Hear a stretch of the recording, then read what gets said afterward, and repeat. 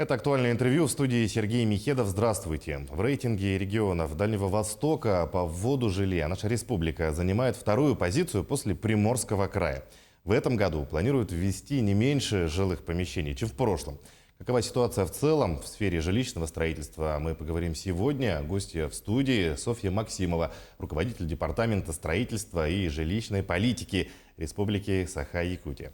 Софья, здравствуйте. Здравствуйте. Вот как прошел год для Якутии в сфере строительства? Ну и вообще, какие цели и задачи ставит министерство на текущий год? В прошлом году мы побили рекорд по вводу жилья в республике. Было введено более 705 тысяч квадратных метров жилья. Это для современной истории Якутии рекорд. В 1991 году было введено 744. В том числе из 705 тысяч 315 тысяч – это многоквартирного жилья.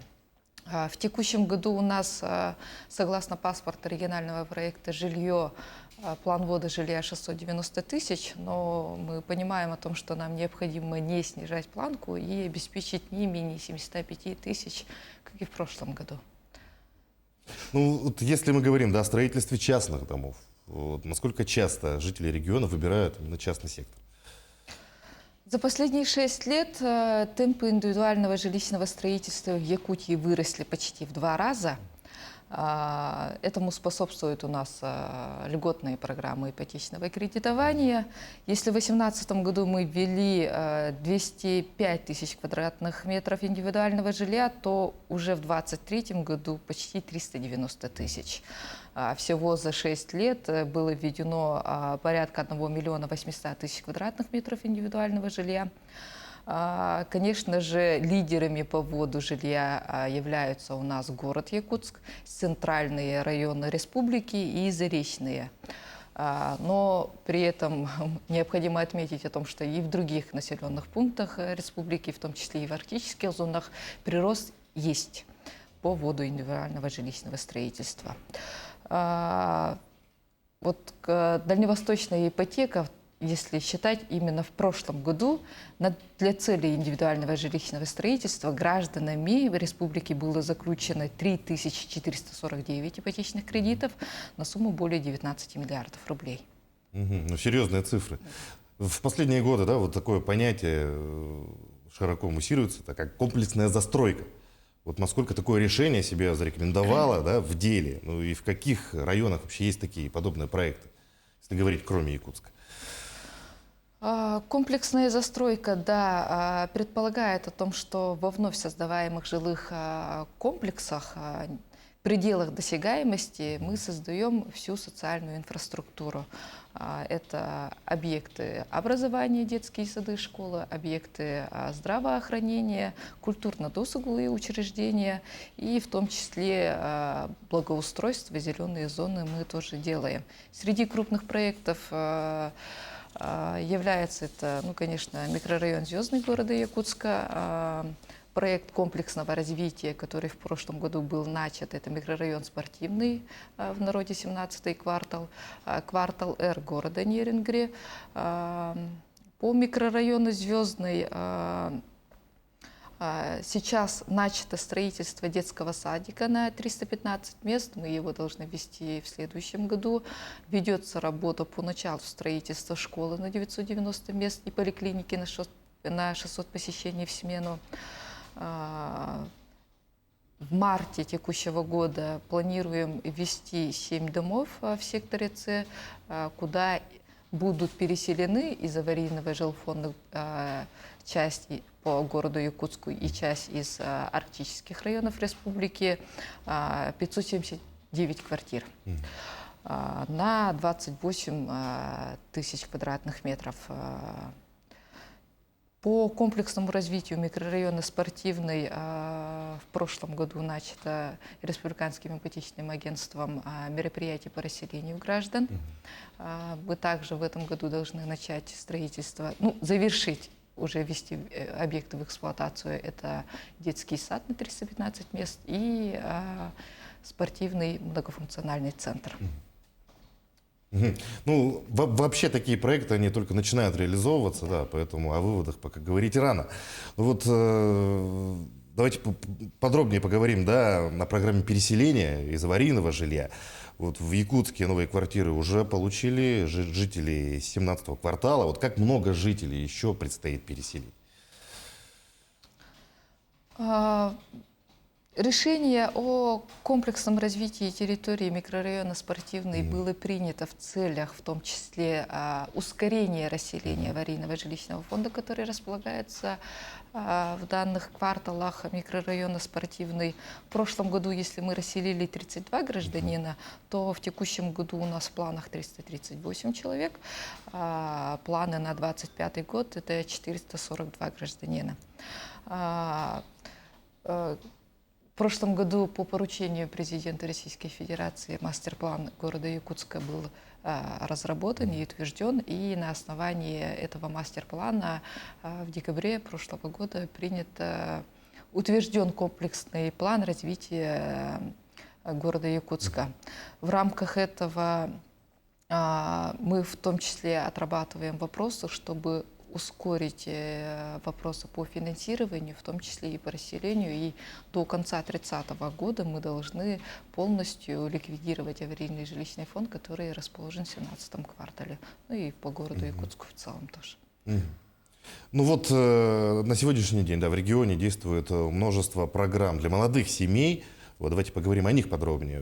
Предлагаю начать с дальневосточной ипотеки, да, вот тем более, что не так давно максимальная сумма увеличена до 9 миллионов рублей, также по решению президента. Вот насколько такое решение повлияло на возможности для якутян? Вот стало ли больше желающих купить жилье? За увеличение максимальной суммы Якутия в том числе отрабатывала вопросы с федеральными органами исполнительной власти. Мы все знаем о том, что пандемия коронавируса, санкционное давление недружественных государств привели к увеличению стоимости, в том числе и строительных материалов, и трудовых ресурсов. Напрямую это повлияло на стоимость 1 квадратного метра. Если же за лимит в 6 миллионов мы в прошлом году, ну и сейчас можем приобрести только однокомнатную квартиру, ну максимально, да, то сейчас в рамках 9 миллионов возможно уже улучшить жилищные условия, приобретая двухкомнатные и более квадратов. При этом необходимо отметить, что 9 миллионов одобряются банками при приобретении строительства жилья более 60 квадратных метров, поэтому мы сейчас следим за ценами к стоимости квадратного метра, и вот это ограничение, оно не должно привести к увеличению стоимости 1 квадратного метра для однокомнатных квартир. А вообще какие факторы влияют, да, на формирование стоимости 1 квадратного метра жилья вот у нас сейчас в регионе? Ну, как я уже отметила, это, конечно же, стоимость строительных материалов, которые за базу все равно берется, трудовые ресурсы, стоимость земельных участков. У нас сейчас тоже наблюдается увеличение стоимости земельных участков. И подключение домов, объектов к ресурсам, электричество. Инженерным да, сетям. да, да. Ну и, конечно же, рынок тоже влияет огромную роль. Ну и сейчас у нас в каких ценах примерно варьируется, в каком диапазоне стоимость квадратного метра? В среднем, в зависимости от района расположения дома, конечно, очень сильно влияет, да, но в среднем, если смотреть, то примерно на 160 тысяч выходит 1 квадрат. Есть, конечно, проекты, по которым 180-190 тысяч, но при этом, если посмотреть, то в некоторых районах города Якутска можно там за 140, за 150, за 160 тоже найти. Да. Но это именно индивидуальный подход, человек сам себе выбирает, где будет расположен его будущий дом. Ну, можно отметить, что разброс достаточно большой. Разброс большой, да, конечно. Поэтому здесь как кому по карману, как получится, да, найти какое жилье. А вообще как льготные программы, да, насколько известно, завершаются к апрелю многие, да, именно ипотечные программы. Вот. Какие ожидания вообще дальше по льготным программам, есть ли какая-то информация о том, какие программы будут продолжены, либо, может быть, появятся какие-то новые программы? Основная программа льготного ипотечного кредитования — это все-таки у нас дальневосточная ипотека, и по поручению президента Российской Федерации она будет продолжена до конца 30-го года. Да, и сейчас уже на текущий момент более 21 тысячи граждан, якутян, воспользовались этой программой с начала реализации.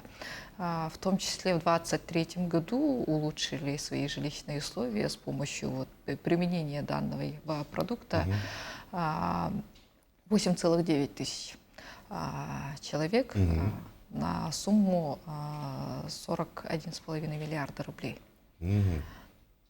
А что касается вторичного жилья, ожидаются ли какие-то программы на вторичке у нас здесь? На вторичном рынке жилья, к сожалению, пока в ближайшем будущем, скорее всего, не будет программ поддержки. Основной упор делается на все-таки на новостройках на остается новостройки, да. да. Либо индивидуальное жилищное строительство. Вторичный рынок жилья возможно покупать именно в сельских территориях. У нас есть разные программы: сельская ипотека, ипотека для молодых семей, льготная ипотека с господдержкой. Поэтому вот именно в сельских территориях и в моногородах можно приобрести вторичное жилье, там, где отсутствует непосредственно новое жилищное строительство. Вернемся к теме расселения из аварийного жилья. Вот по итогам совещания по развитию дальневосточных городов в сентябре 2023 года президент Владимир Путин поручил правительству совместно с руководством республики расселить все аварийные дома до 30 года. Вот вы уже об этом говорили. Какая работа проводится по данному направлению? У нас по Якутской городской агломерации на текущее время аварийного жилищного фонда 927 многоквартирных домов площадью более 415 тысяч квадратных метров. Сейчас работа продолжается по переселению граждан из аварийного жилищного фонда, признанным таковым до 01.01.17 года. На территории города Якутска это тоже будет работать. Да? Сейчас мы составили проект дорожной карты по реализации данного поручения президента Российской Федерации. И наше видение направлено федеральным органам исполнительной власти. И в в ближайшее время оно будет утверждено. Мы предполагаем о том, что первым из направлений будет это все-таки проекты комплексного развития территорий, по которым мы уже начали отрабатывать, да, и привлечению на них опережающего федерального финансирования. И уже после завершения текущей программы переселения ожидаем о том, что будет начата новая программа по переселению граждан, где у нас как раз-таки будут указаны сроки о том, что мы должны расселить по Якутской городской агломерации в полном объеме аварийный жилфонд до 30 года. Что ж, Софья, большое спасибо за информацию. Планы большие, работы много. Желаем дальнейшей их реализации. Ну и, конечно же, успешной работы на благо жителей нашей республики. Спасибо. А я напомню, вы смотрели актуальное интервью. Оставайтесь на нашем канале.